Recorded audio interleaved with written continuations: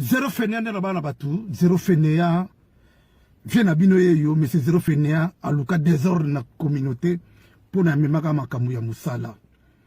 Na yako répondre na yo muzombo ya Suisse. Muzombo ya Suisse. Mastana ou Niarkos.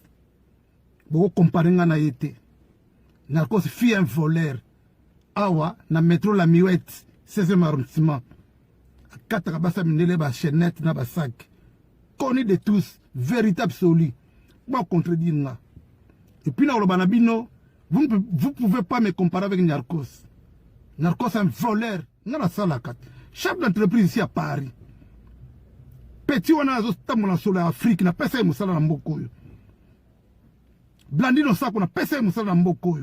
Petit on mige botinda finga n'a pas ça moussala na mboko.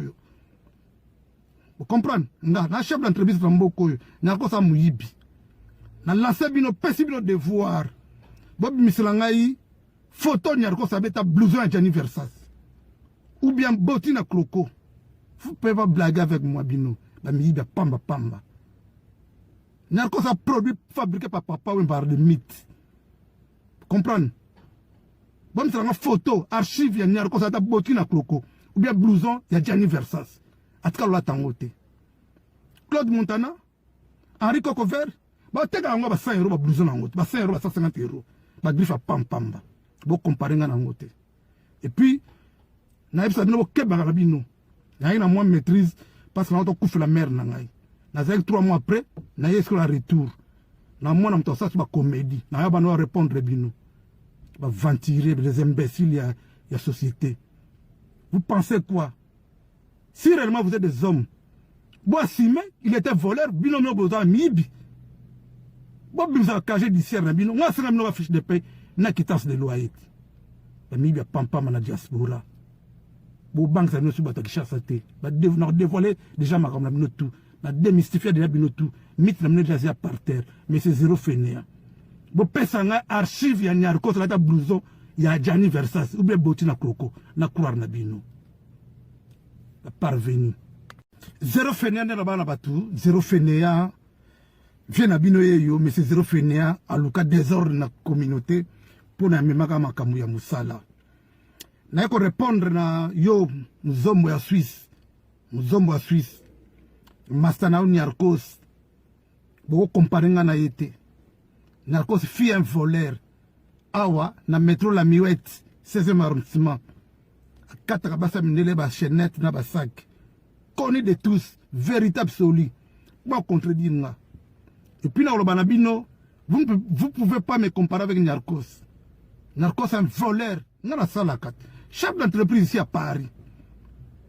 Petit on a un sur l'Afrique, n'a pas ça moussala na mboko. Blandino sa qu'on a pas ça moussala na mboko. Petit on mige botinda finga n'a pas ça moussala na mboko. Vous comprenez? Na chef d'entreprise na mboko. Niarkos a muyibi. Na lancé bino pesi bino devoir. Bob miselangai photo Niarkos abeta blouson à Gianni Versace. Ou bien botina cloco. Vous pouvez pas blaguer avec moi bino. La miyibi pamba pamba. Niarkos a produit fabriqué par papa ou par des mythes. Comprendre? Bon c'est une photo archive ya Niarkos abeta botina cloco. Ou bien blouson ya Gianni Versace. Atka la tangote. Claude Montana, Henri Cocover. Ba teka ngo ba 100 euros ba blouson na ngote. Ba 100 euros ba 150 euros. Ba griffe pam pamba. Bo comparer nga na ngote. Et puis na ebisa bino bo keba ka bino. Na ina moi maîtrise parce que na to kufa la mère na ngai. Na 3 mois après, na yesko la retour. Na moi na mto sa ba comédie. Na ya ba no répondre bino. Ba ventiler les imbéciles ya société. Vous pensez quoi? Si réellement vous êtes des hommes. Boissime, il était voleur, bino no boza mibi. Bon, vous avez cagé d'ici à Rabino. Moi, c'est la fiche de paie. Na quittance de loyer. La mibi a pampa na diaspora. Bon, banque, ça nous subata qui chasse à té. Bah, dévoiler déjà ma comme la tout. Na démystifier déjà bino tout. Mythe la déjà par terre. Mais c'est zéro fainéant. Bon, pesanga archive ya Niarkos la ta blouson. Ya Gianni Versace. Ou bien boti na cloco. Na couloir na bino. La parvenu. Zéro fainéant n'est là-bas là-bas tout. Zéro fainéant. Vient à binoye yo, mais c'est zéro fainéant à l'ouka désordre dans la communauté pour na memaka makamu ya musala. na ko répondre na yo mzombo ya Suisse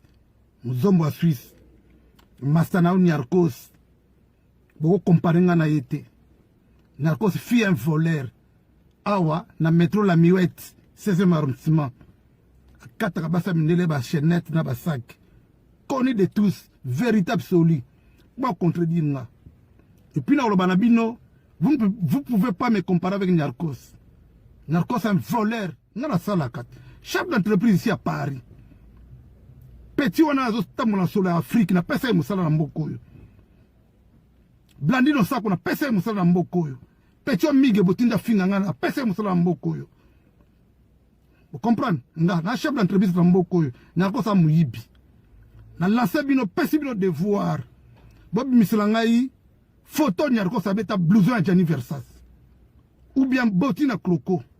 Vous pouvez pas blaguer avec moi bino ba miyibi pamba Nyarkos a produit fabriqué par papa ou par de mythes. Comprendre?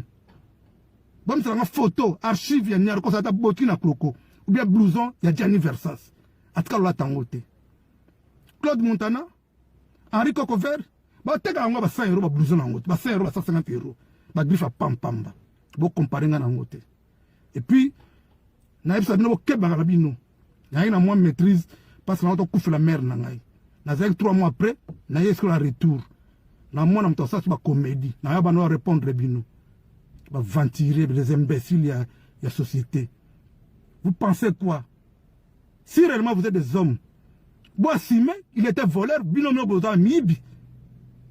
Bo bimza cagé d'ici na bino, moi c'est na fiche de paie, na quittance de loyer. Ba mibi pampa na diaspora. Bo banque ça no su bata kishasa te. Ba dévoiler déjà ma comme la tout. Na démystifier déjà binotou mythe na déjà par terre mais c'est zéro fainéant bo pesa nga archive ya Nyarkos la ta blouson ya Gianni Versace ou bien botina Cloco